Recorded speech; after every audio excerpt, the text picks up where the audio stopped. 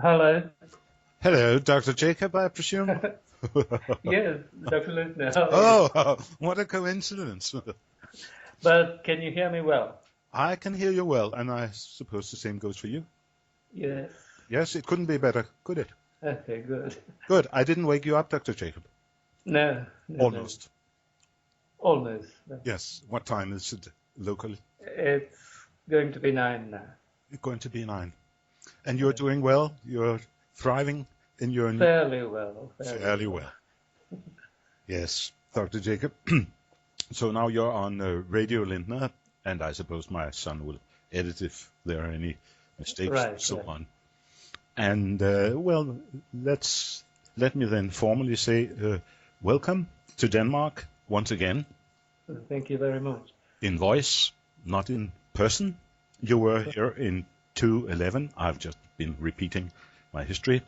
And there, Yeah, Dr. Jacob, on the one hand, you gave a talk on a German yeah, conservative, and on the yeah, other hand, Knud Eriksen, uh, yes, you gave him an interview. And that gave you the opportunity to tell us something. 2 or 3,000 people seem to have been listening about your own background and your studies, your translations. And now right. I'm sitting with this huge, you've been so productive, such a mass of books here. And what do I see here? Is the chronology correct? You may have started with the book of Henry Moore's Manual of Metaphysics. Yes, that was a long time ago. Yes, Very long time ago. And I'm right. really impressed. I've read it 3 times now. And by the way, it's on sale in Germany. Is it? Yes, that was one thing. And then perhaps I'm not respecting chronology. Eugen Düring on the Jews, a topic you often take up, and All right, Stuart Chamberlain, political ideas. all And right. then we go all the way back to early times where you try to reconstruct the solar cosmology of the Indo-Europeans. Then we Yes, have the book on the nature of nature. You give the Latin title, De Naturae Natura. Then we have something on Indo-European religion, a part of the other book, I think. And then right. the Nobilitas, and quite a few books on Rosenberg, Yes, which means that you have a focus on the aristocratic tradition, we might say, right, going back to early times. And right. you often speak about Jews and Jewish problem. You speak about democracy and the contrast to the aristocratic tradition in Europe. All of these topics of great interest to me personally too, just as the question of solar cosmology, a topic Yes, on which I'm also working at present, going back to even to Egypt. And yes. there's a focus on the golden ratio. I think it's very important, this topic of the royal cubit. But that's not what we're going to talk about today, Dr. Jacob. Okay. The immediate occasion would have been that you contacted me, well, perhaps 2 years ago, telling me about your plans to translate Eichmann. Yes, And then eventually, about half a year ago, I suppose, 2 titles appeared. right, On the materials from Argentina, and then right. the second book, False Gods, the Jerusalem Memoirs. Yeah. Will it now? We Eichmann is important. Why is Eichmann important, and what are really our sources for Eichmann? Well, the trial of Eichmann, of course, is a historical landmark because it displayed the entire range of anti-Jewish measures during the Reich from the point of view of a German official of that time. So it gave first-hand accounts of exactly what happened. And this was because after the Nuremberg trials, and after the Nuremberg trials, there was not so much interest in the German situation. There was an interest in resuscitating Germany and bringing it back to life after the war. So there was not so much of an interest in punishing Germany. It was only during the Eichmann trial that the whole question of punishing the Germans came to light and became, the major focus of international relations. And Israel needed, strong evidence of the crimes of the Germans against the Jews. And they found that in Eichmann. And so it's a very important historical event, I think. But that is not the reason why I translated those works. I first encountered Eichmann in the library of Ernst Zündel, whom I knew in Toronto. And I was able to read Dr. Rudolf Aschenauer's edition of the tapes from Argentina. And I was fascinated by the account. It seemed so honest, and I did not at all doubt any part of it, because he spoke very clearly and thoroughly, without any evasion at all, in that book. And so I thought already at that time, those were 20 years ago or something, that I should translate this into English, to make it available to the English reading public. So that is my first encounter with Eichmann, through reading his memoirs, not the trial itself. Yes, already 20 years ago. Good of you to emphasize that. Yeah, that's where I met you, actually, but a long time ago in Toronto. Yes. Yeah. So did you mention to Ernst Zündel that you found Eichmann to be a good and interesting witness? Yes, but of course he's of a different point of view, as you probably know. He's one of the deniers. And I always knew that he had a different point of view, but he allowed me to do my work there, regardless of his difference of opinion. All he wanted was support for Germany. I think his main aim was to rehabilitate Germany, which had suffered much since the Eichmann trials and so on. And so he let me, make those video films about Rosenberg and the ideology and so on that I was doing. And we never quarreled about this. You never quarreled? No. And he was, of course, completely sympathetic. I mean, a very, very nice person to work with. Which is also my impression of Ernst Zündel. Yeah, very, very nice. So before we go on to this question about different opinions about the reliability of Eichmann, what are then the documents on which we can form our opinion about Eichmann? Of course, that will be the latest, the Jerusalem Memoirs. But before that, there were other documents. Indeed, the tapes that he made in Argentina in the 50s, before he was arrested, for Wilhelmshaven, another former SS official. Right. And he decided to do that, I think, as an explanation of his experiences and of the events of the Reich. So that is the basis. Of course, the transcripts are very enormous. Yes. And I think that David Irving received a copy of them and he deposited it in some archives in Germany. But Veronica Eichmann, that is Eichmann's widow, took another set of copies and went to Germany with them and gave it to Dr. Rudolf Aschenauer. Yes. And he edited them, and that is the version that I have translated. Yes. Then, of course, the Jerusalem Memoirs written in prison in Israel. Yes. On the one hand, the pre-trial interrogations by a former German, then Israeli policeman. Was his name? That's already been published. I can't remember his name now. Perhaps it was Afner, or edited at least after his death by the German Lang, Joachim Lang. And then again, of course, the transcripts, and I suppose they're still available on YouTube from day to day trial. Right. So we have at least 4 groups of documents. Right. And is your general impression, like mine, that there are no major contradictions? No major. In fact, the Jerusalem Memoirs give greater details of his witnessing of many of the shootings and so on, that the Argentina ones do not discuss in detail or avoid sometimes. But these are only small details. Yes, that's my general impression. So it seems, Dr. Jacob, we agree that we here have an important witness and a fairly fairly Reliable. reliable witness. So we should use Eichmann when we write history and try to form an opinion about that. But Indeed. this is not an opinion shared by the major so-called revisionists or negationists or denier, which is Robert Faurisson. So I have here a book edited by Ernst Gauss, I think that will be German Rudolph, dissecting the Holocaust. And let us hear the opinion, only a few lines. I think it's a good starting point, Dr. Jacob. What Dr. Faurisson, it's a French professor, born in 1929, and he claims and has been claiming for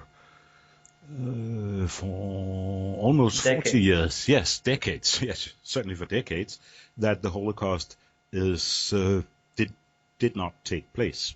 So I think it's worthwhile looking a bit closer. So I quote from this book: "At the proceedings against Eichmann in Jerusalem in 1961, the lawyer, Dr. Robert Servatius, had not wanted to raise the question, namely about the gas chambers. In a letter on this subject, dated June 21st, 1974, he wrote to me," that is to Robert Faurisson, quote, then in German and then the English translation, "Eichmann himself had not seen any gas chambers, comma.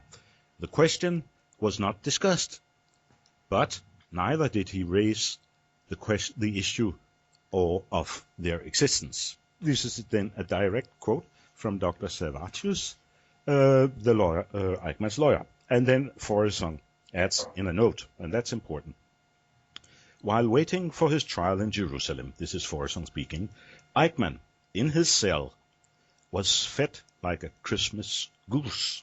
Aha. He ended up no longer knowing what he had heard, what he had seen, what he had read. Here, for example," Faurisson continues, "is a very important passage from his interrogation by the Israeli government commissioner regarding the gas chambers, directly from the transcripts, and then a reference is given. And now comes the quote.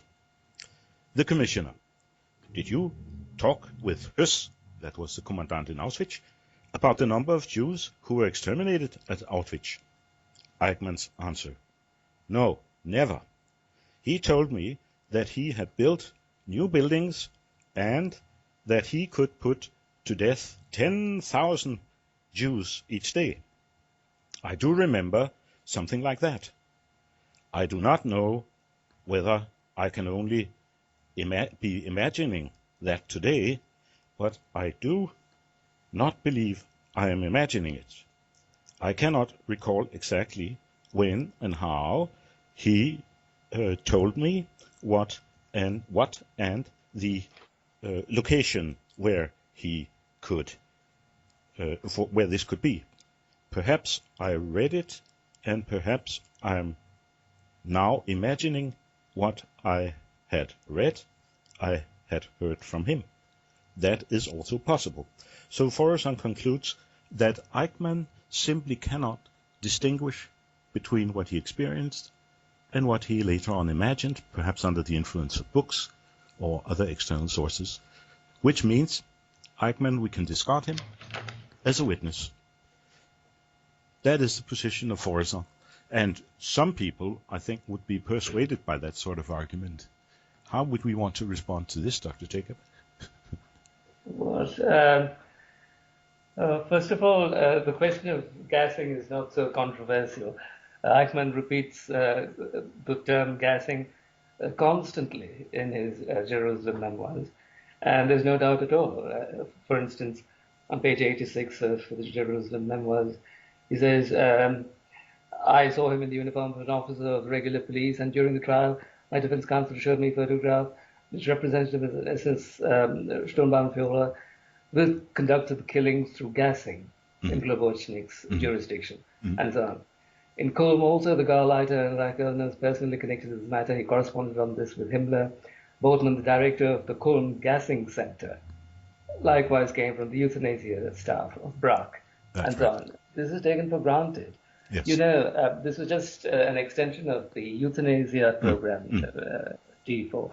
And so that is how they gained experience in murdering large numbers of people. First it was vans and then chambers, but Yes, always using gas.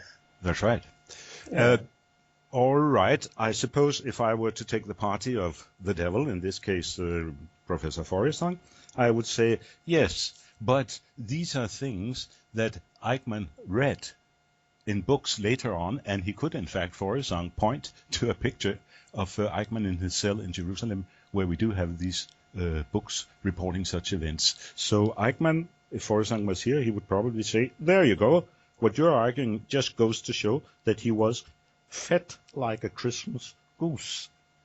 So how do we refute Forrestal here? I agree with your point, but it would be good to spell it out, I think, how we refute him. Would we want to say, raise the general question? I think one of my friends does this. He would just ask one question.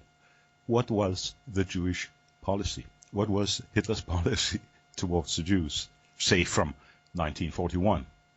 Right. Late 1941, he actually visited Lublin, and there the gassing was conducted in small huts. Yeah. Then Kelno in January 42, he witnessed and he describes in detail how a group of Jews were led into a van, and then he saw them emerge dead, and then the staff attendant worked on them with pliers to remove their teeth, their gold teeth or whatever it is. That is in January 42. Right. Again, using gas. Minsk in January 42 was shootings in pits. And then he describes also a horrific event where a child's brain that is shot out actually lands on his coat, and his chauffeur has to brush off the bits of it from his coat. Okay. In Auschwitz, he visits in spring 42. Yeah. And there, he does not actually go into the gas chamber, obviously, he couldn't. But he sees all the corpses lying outside because they were incinerated after the gassing. And, he was shocked by it and staggered and so on. So he takes all of this for granted. And the method is always this hydrogen cyanide. There's also exhaust fuels. That's right. Right. So there are two types. When the smaller gassings, I think they used exhaust fumes, and then later they started using this Zyklon Bay or something. That's right. And on page 79 of your False Gods, of Eichmann's False Gods, he does tell us of the experience that he had in Kulm near Lublin. And he says that this was the most dreadful reality that I ever had. The supernegationist Forrestal might say, well, this was just the Israelis who may have used some sort of hypnosis to persuade him so that he was no longer this Eichmann, able to distinguish fact from reality. There would be a burden of proof, of course, on the shoulders of Forrestal if he were to argue like that. So I would like to somehow have some external evidence. Okay. First of all of this proceeded by plan, not in bits and pieces here and there, as we try to imagine, because it's all based on an executive order. It came from Hitler. And in both of these memoirs, Eichmann says that in late 1941, late autumn 1941, he heard from Heydrich that Hitler had ordered the physical Vernichtung, I suppose, destruction of the Jews. Right. And that Heydrich was visibly moved when he recounted this information to Eichmann. And Eichmann also was disturbed. Yes. So the shock of that is repeated exactly in both memoirs. The first set of memoirs were written before he was captured, and the second after. So there is no question of any imposition from Israelis or anything. Right. I like your word shock, because we have reports entirely independent of Eichmann, like Höss, of course, but even if we have to move further, especially two recent books, I don't know if they have reached you far away there, by German Senator Kurilla. They're not much. I think I was the first to review them, and I haven't seen many references by Kurilla. And what he does is to almost 2,000 pages of the reports of the Ordnungspolizei. And there are so many reports there from independent police officers having nothing whatsoever to do with Eichmann or with Höss, and saying the same thing. We did receive the orders from this and that officer, and at a very early time. Perhaps a very good documentation is the trial in Ulm in 1959, very early, where we learn from all sorts of witnesses that had no connection with one another, that only a few hours after the Germans had invaded Lithuania, entire villages were de-Jewed, so to say. Yeah. So it's the same picture that comes up again and again, that there was an order from above. Now, of course, I don't know if it's being playful or how. Even today, I think David Irving has promised $1,000 to anyone who can come and show him a Hitler order. So it's sort of the same thing as Forresang does. Right. But obviously it's not going to be set down in writing, because such an order should never be right. left behind for historians to read. That's right. Certainly historians like David Irving. So, by the way, my edition of the Argentina memoirs does not include an appendix that Aschenauer had included of further confessions or descriptions from Eichmann, and that was because my publisher, Backhouse, did not want to put out a very large book which they were not certain of the sales of, and so he reduced the volume of it. Now, in this appendix, Eichmann actually says that Höss informed him of his preparations for liquidations in June 1941. That is before late autumn, when Heydrich informed Eichmann.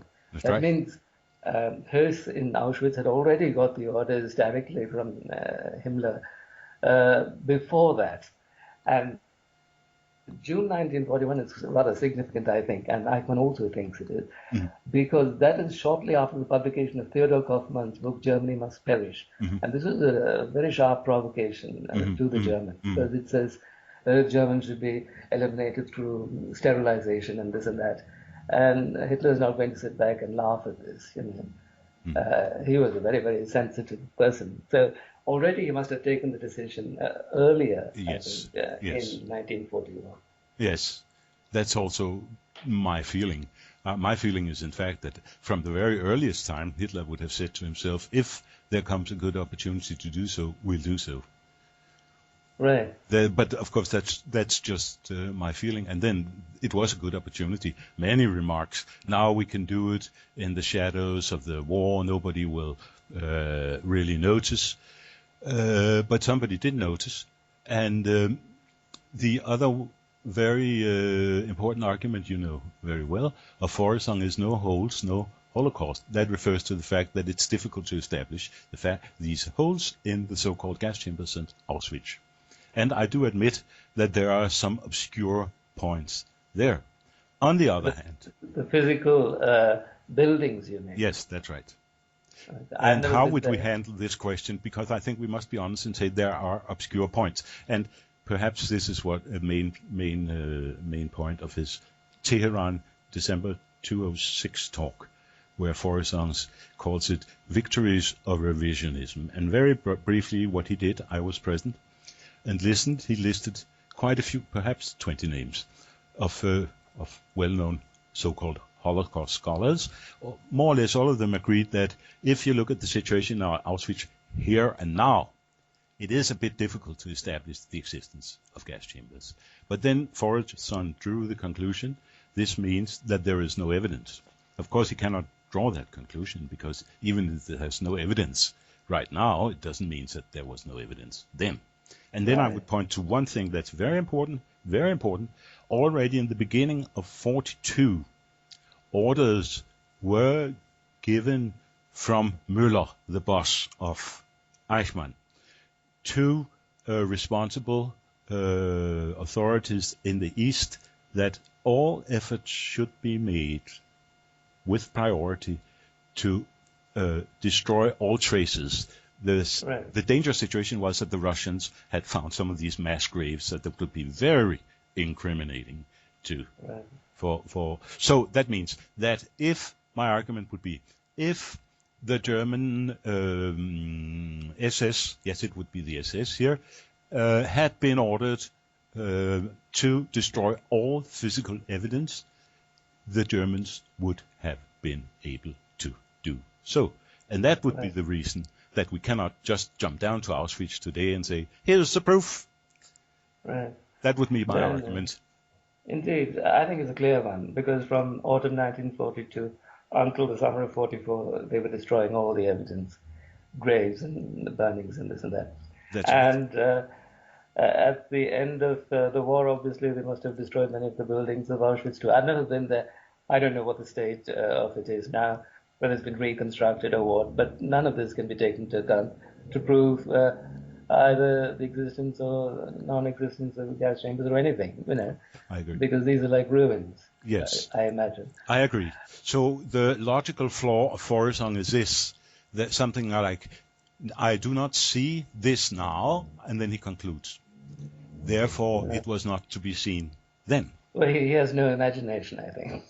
And that would correspond to the fact that I do not see now the flowers. I see the flowers of 2016, but I do not see the flowers of 1973. I do assure you I saw flowers in 1973, but then Forresong would have to, if we put pressure on him, say, well, you're a liar. That is sort of the way he argues. Right. I don't think he's a very serious writer in the first place. He's a professor of literature or something, French literature. I'm not sure that he's an authority on the Second World War. David Irving is a little more off that, but he's constantly changing his views, right? It's not certain what his present views are. So he too cannot be considered entirely reliable. And certainly he doesn't write like an academic historian. It's more like a writer of historical fiction or something. He dramatizes the history. It's very interesting to read, but I'm not sure that it's entirely reliable. Yes, some years ago David Irving paid us a visit in Copenhagen, and we have taken an interest in his activities, and I think that is also our general conclusion. He's a very entertaining historian or storyteller. It's not easy to make the... Yes, that is our interview. But Forresong is insistent. He may be, but I don't think he should be taken seriously at all. I agree. I saw a bit of his speech at Tehran, and it's not impressive at all. No. It's not systematic or academic or anything. He just argues in a personal sort of way, insisting, as you say, on his point of view. And that is not how you argue history. I mean, there are serious historians concerned with these matters, and I don't think he is one. I agree with you, and the sort of people he generally appeals to would be, well, you can see that some popular people who are known in the media, pop singers, musicians, people without education. Yeah. And that is not nice to exploit the ignorance and gullibility. Indeed. No, I've never read anything by him and I've not been interested. I've actually not read any of these revisionist historians at all. I tend to mistrust all of them because I think many of them are Jewish. I think Forresong also is possibly partly Jewish. And the people in the IHR, yes, I remember that impressed me.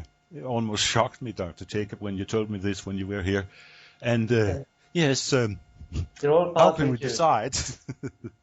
Sorry? How can we decide? Well, I decide through the impression that I get Yeah. from them, their appearance and their conduct. Uh-huh. And I believe this to be true of both Willis Carto and Mark Weber. Really? So many of these people are. David Cole is definitely Jewish, I Oh, yeah. think, the one who went to Auschwitz with Sindel. And Leuchter could well possibly be. Many of these people are. So it's they who are obviously most interested in that part of recent history. So it's not surprising that they're Jewish because this subject interests them most of all, right? Yes, it's a difficult one. I've also given it thought. Perhaps I'm more prone to say that hatred does distort your judgment. I'm more because bad Jewish behavior is also the bad behavior found in other people's. So I don't want to distort too much. Yeah. Well, I mean, the question is, why did this whole phenomenon begin Yeah. of revisionism? I think it began with Paul Racinier, who also, I think, is partly Jewish. He was a communist and a resistance fighter or something, Uh-huh. right? In the French Resistance. Uh-huh. And if you read his books, I have not read his books, but I see the titles here. They're mostly about his own experiences in Buchenwald and Dora, which were not death camps, which is just penal That's colonies right. or something. Yeah. And then he wrote a book also about the Eichmann trial. And in 1965, significantly, a book called Operation Vicar, which defends Pope Pius XII, who was the Pope during the Reich. Yeah. And if you see the subjects he's chosen, it seems to me that his effort at revisionism was really in order to establish some kind of reconciliation between the Jews and the Germans, between the Jews and the Catholics, because he perceives the Catholic Church and the Germans of the past as the strongest enemies of the Jews. And his effort after the war is to show that there should not be such a radical opposition between these groups, and they should come together. He was a sort of pacifist and universalist in this. So that seems to me the original stimulus of this historical revisionism. There's another person, Harry Elmer Barnes or something in America. Yes.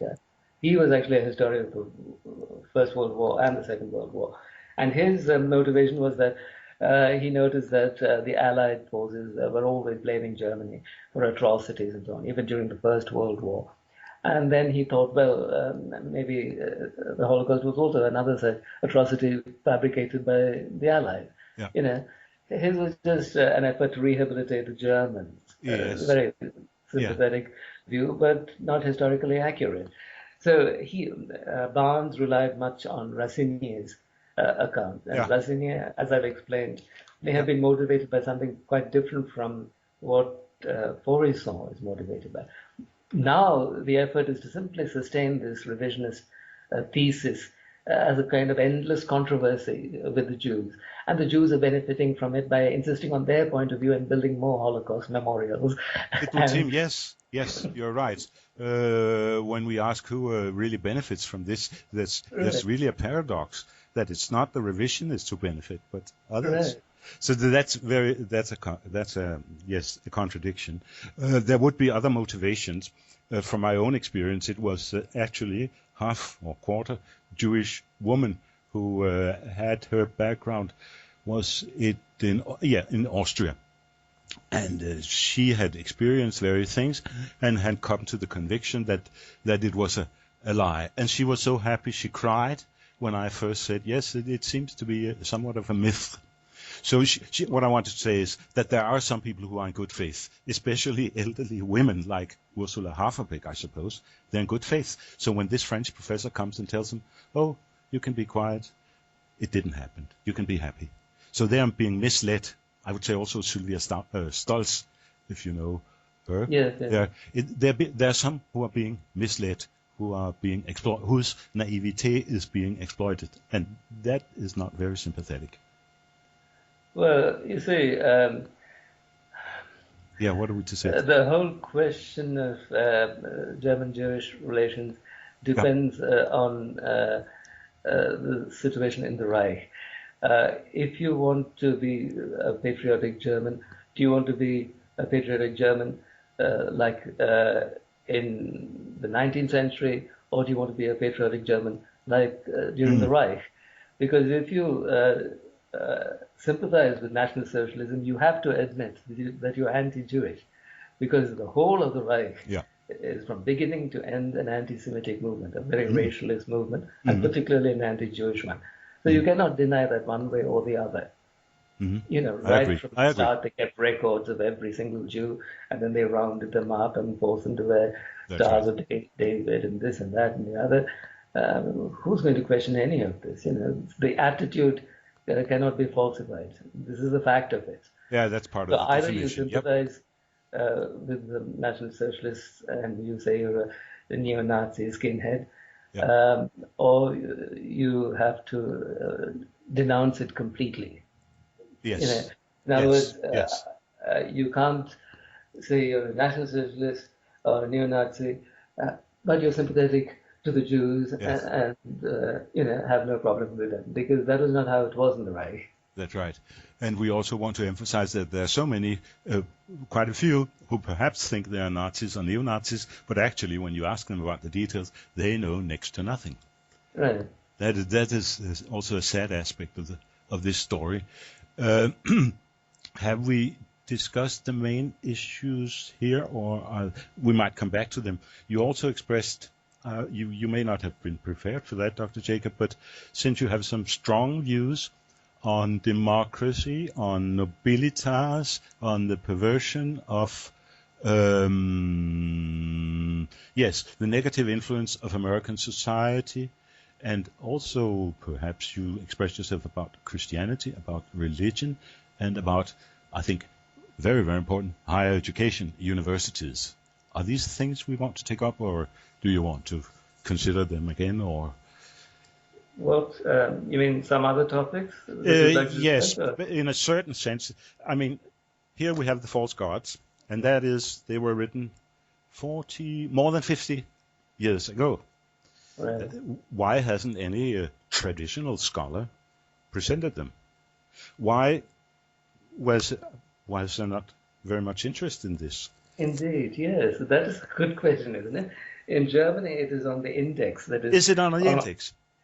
On not the Jerusalem Memoirs, but the Argentinian tapes are on the index because they're supposed to be harmful to young people or something. So the circulation is very, very limited. And you wonder why, when it's so revealing, right, and so interesting to know about the past. And that is why I have translated that, and also the Israeli memoirs. And Israel, by the way, I had to correspond with them to get permission to publish this in English translation. They were also not certain of the copyright of the work because the Eichmann sons are still alive, and they had, some claim to the manuscript, but the manuscript is now in Israel. And so they were not sure of the situation. And finally they said, well, you can go ahead and publish it because we have put out the original German online anyway. And then Dr. Ricardo Eichmann, who is in Germany and a correspondent of mine, said he had no objection at all to my producing this translation. So, right. But it had to wait until I came along to translate it. No one else seemed interested, and I'm surprised. Yes, so am I. Yeah. And we probably can't. Have you had any reactions from the so-called revisionist side? No, nobody has contacted me because I don't know many of them, so closely, and I'm not in touch with them, so they haven't responded one way or the other. I think they cannot really say anything about it because these are the original utterances of a person who was involved in the process from beginning to end. Not in the killings, but certainly the transportation. Yes. So it's this reaction that we can either distort or ignore. That's how I would summarize the activity. Maybe they're trying to ignore it, right? Ignore, yeah. But what is the use? And I Yeah, don't know what they're trying to achieve. No. They're not helping anybody No, except right, probably of course. Israel. Of course.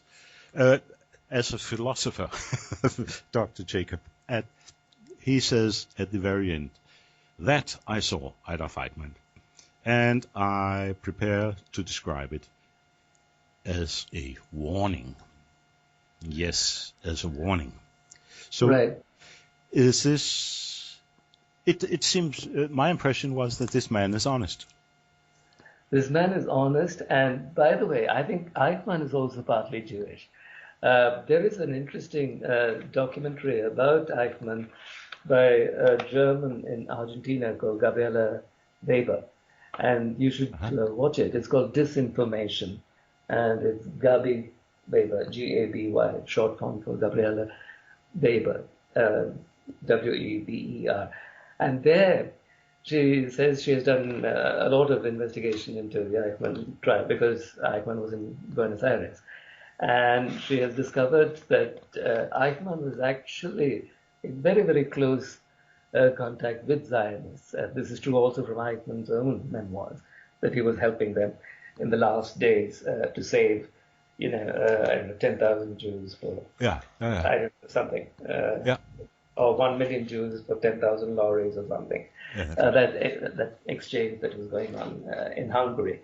So not only that right from the beginning, he was actually in contact with Zionists, and that is why he joined the Jewish Affairs Department of the Security Services, and that is why he helped the Jews leave Vienna and Prague as quickly as possible. He made it as easy for them to leave Europe as possible because he wanted to support them. He was really helpful to them, and finally, in Hungary also, he tried to save as many Jews as possible. But the rest, of course, according to the agreement, he had to send to Auschwitz. So he was doing his best, I think, and he was doing his best as a partly Jewish person, I think.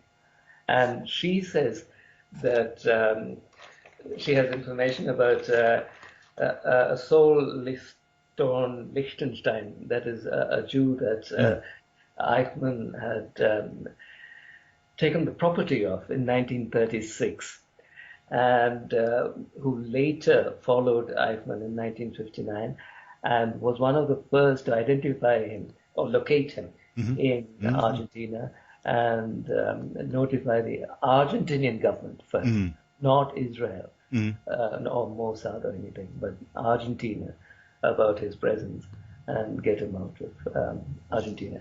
Now, he refers to Eichmann as the infiltrated Jew.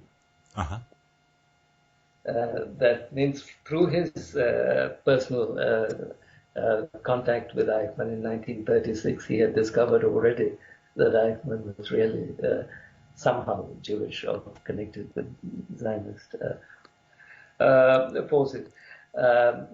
Now, that is in this documentary by Gabriela Weber. I have not seen this evidence anywhere else. She produces a photocopy of it on screen and so on. So it is, possible, but I have no certain evidence of it. But in any case, all of his conduct also suggests that he was actually working to help the Jews. I think it's okay to introduce such hypothesis.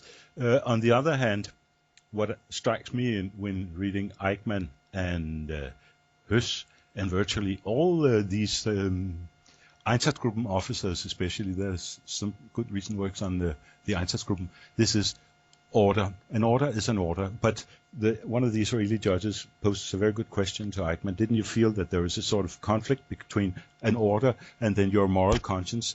No. Right. Such a thing did not exist for a German officer, and I find many similar remarks. And this is sort of where it becomes a bit giving a reason for some fear. Today we have seen so many people who are willing to do just what they are ordered. Yes? Yes? Am I clear now again? Yes. Good. Okay. So we've had to obey orders. Didn't you have a conflict with your conscience? No. No such thing. No German officer had a conscience of his own. Conscience was order from above. And that gives it all a sort of philosophical interest, doesn't it? Well, Just I mean, obey orders and everything is okay. they could not afford to question their actions. They simply had to perform them. So this is what happens in war. Only in the case of Germany, the actions were rather extraordinary. Um,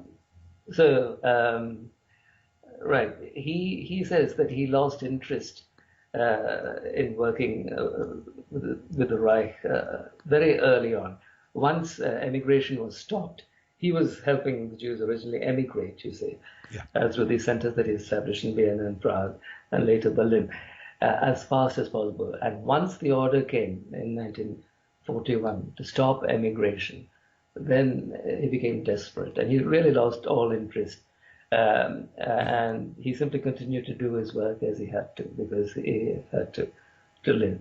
Yes. So that is how it was.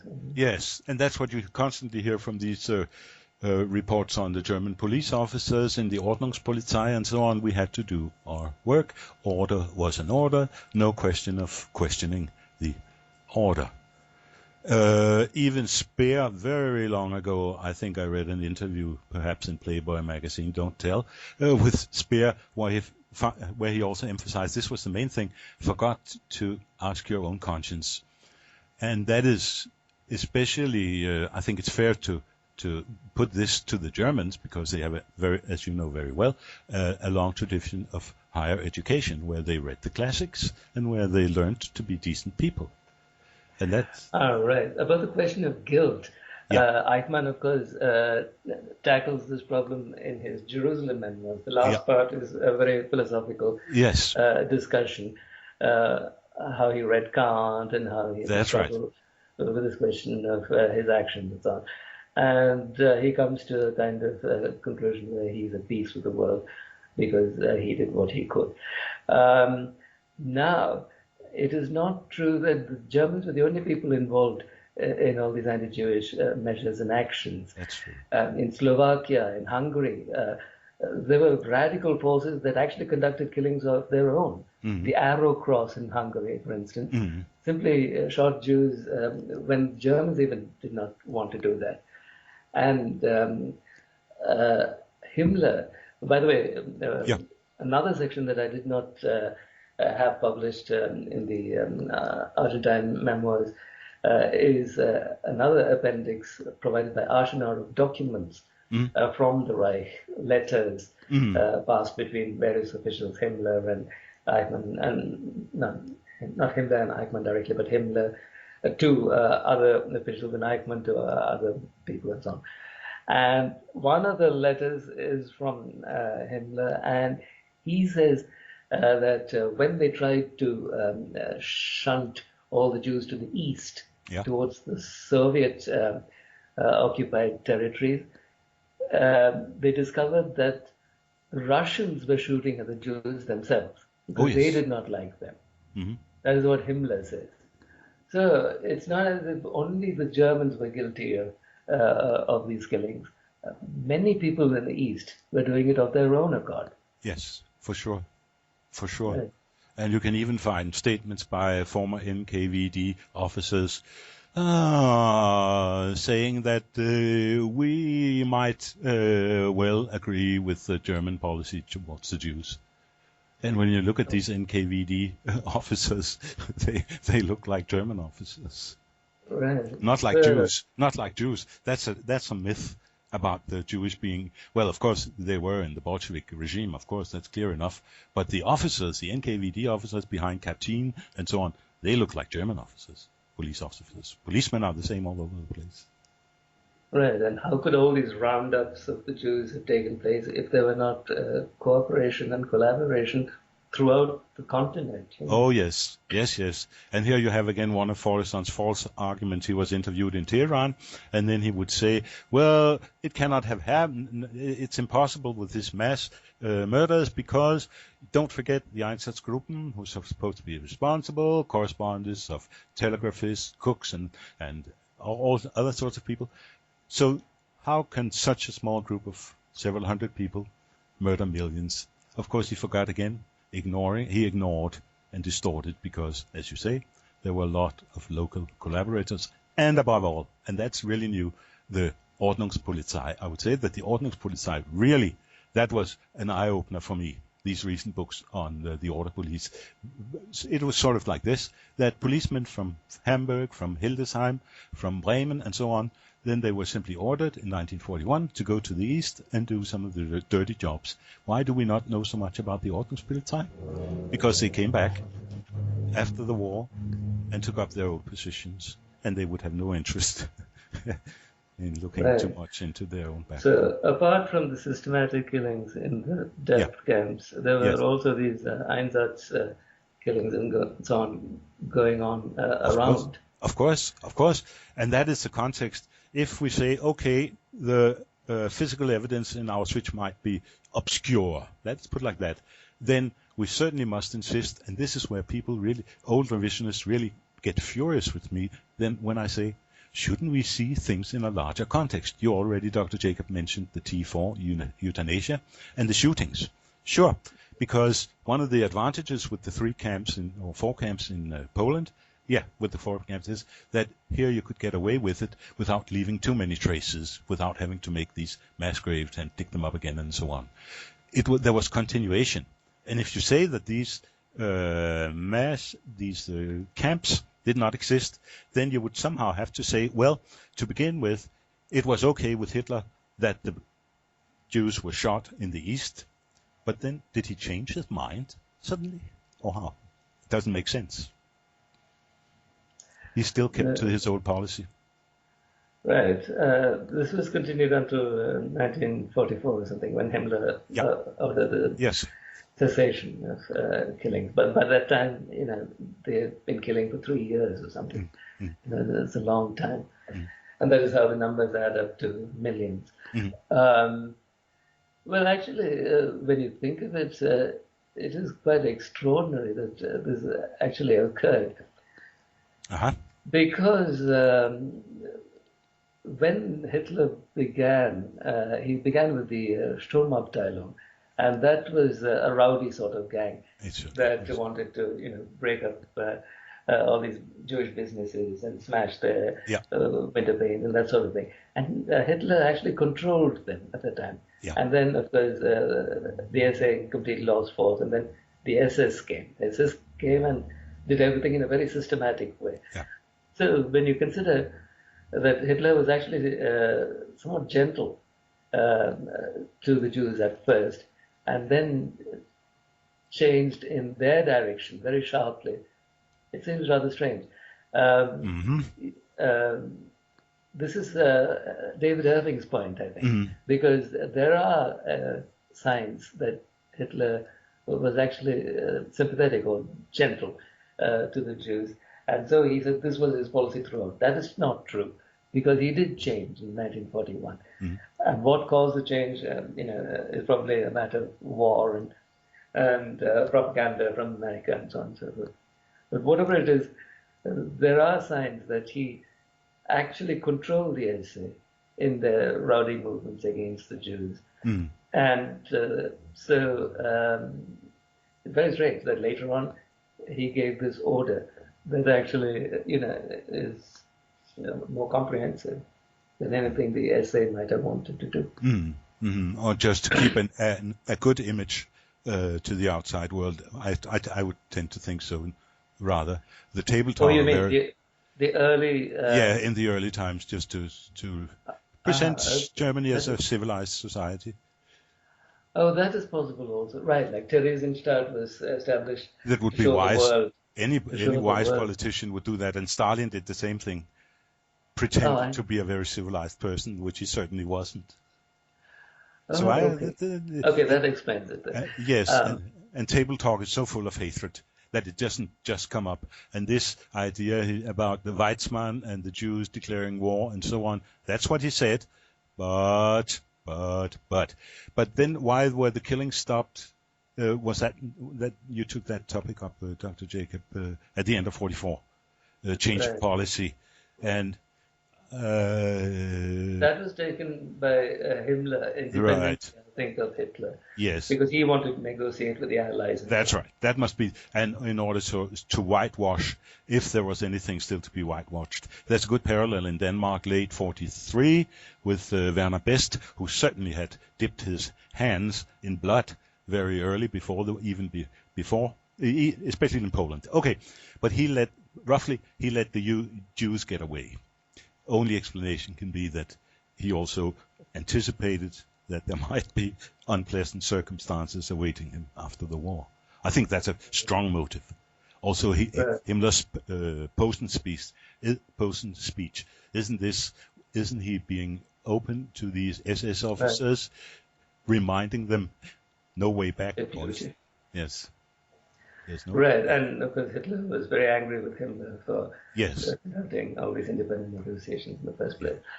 Right, your explanation, I think, is reasonable then, that Hitler never changed his point of view and that he always had this animosity as strong from the beginning. It is, yes, it's almost metaphysical when you read the table talk, and with Goebbels it's the same thing. So it didn't come all of a sudden. Right. Okay. Right. Have we discussed the main things, Dr. Jacob, or do you want? I think so, unless you have something else in mind. No, but then perhaps I just a few hours again I listened to the interview that you gave to Knud Eriksen, and it was good for my old brain to brush up some of the things you say about democracy and the aristocratic tradition. There would be things, yes, well, they are quite pertinent even today. The vulgar influence from America, that's clear enough, and the decline of our universities. But it may be well that we take that up at some later point. Well, actually, it's connected to the Reich, because this is what the National Socialists were fighting against. Yes. Essentially. Mm-hmm. And so,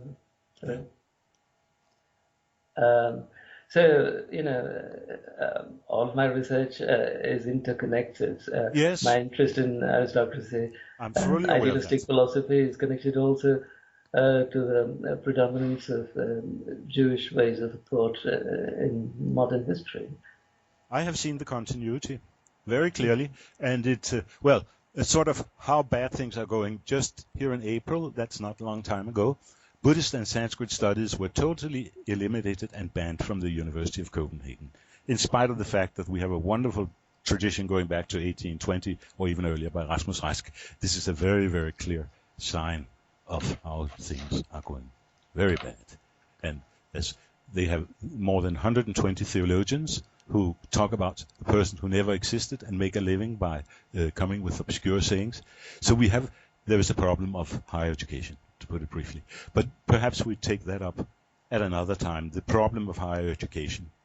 Right. And I don't just see it as a Jewish problem. I see it simply as as you say, the proletarians, the non-nobilitas are really now running the show. Well, I think there's no doubt that the Jews are running the show. They're running all the shows on every side. So it is a very important issue, and it's important to discuss it honestly. And yes. I think Poriso and all these people are not doing that. And I think they're doing a disservice to the general population as well by distorting. Of course. There are so few people who know Jewish history. Also, perhaps you haven't found the time to learn Hebrew, but I'm just starting a little bit there. But yes, qualified discussion of this issue. Yes. But yes, others have talked about the Frankfurt School. But how come white people are so stupid? That's also an issue. Without leadership, they just go astray. That's all. And you give them a lot of money, they'll spend it as foolishly as anybody else. I agree. But it's the large systems that matter, and they're not in control of their own governance or society. And as you said in certain connection about if you don't have any metaphysics, I think you're right about that. Yes, then you'll drop down into darkness. Somehow you must have some high spiritual, or what we call them, higher ideals. And you call them Aryan, Well, you see, the Indo-Aryan. source of these higher ideals has always been in the church in Europe, and the church is already, in a state of disintegration. I mean, it's certainly not defunct, but it is not as strong as it used to be, and that is something that has to be considered. That the church needs to be stronger, because all philosophical and metaphysical knowledge is normally disseminated from a religious source. I've spent a lot of time on the study of church history, and would make a very sharp distinction as for Denmark. As you know, Christianity was introduced around 965 by King Harald and his Yellingstones. You may want to see them one day. And then then we had Christianity for some 500 years, and then we had the Lutheran Reformation to be celebrated next year, 2017. Christianity means many things, means many different things. I can see the corruptions of the Roman Church. I can also see a certain continuity back to the Curia, and isn't it amazing that the bishop, that especially is amazing, that the popes still call themselves Pontifex Maximus. This was the title borne by priests in ancient Rome, including Augustus. There's an amazing continuity. But that is perhaps a good thing to take up later on, Dr. Jacob, this question of, on nobility and the vulgarity of the mass media and so on. And is there a last hope? Even I like Thomas Jefferson, one of my great heroes, he speaks of the democratic experiment. And then he says it will only succeed provided we have an aristocracy of virtue and talent. I still stick to that formulation. I like that one. But the aristocracy should rule. Of course. Yes. That is the main thing, I think. But sure. And let's see if some of our listeners, I'm sure many listeners, will now contact me and say, where can we get a copy of Dr. Jacob's Nobilitas? We'd love to have it translated into Danish and many other languages. You have a Spanish translation, Dr. Jacob, of your Nobilitas, and a French. And a French. And a Spanish? Not yet. Not yet. Let's hope. Spanish and French.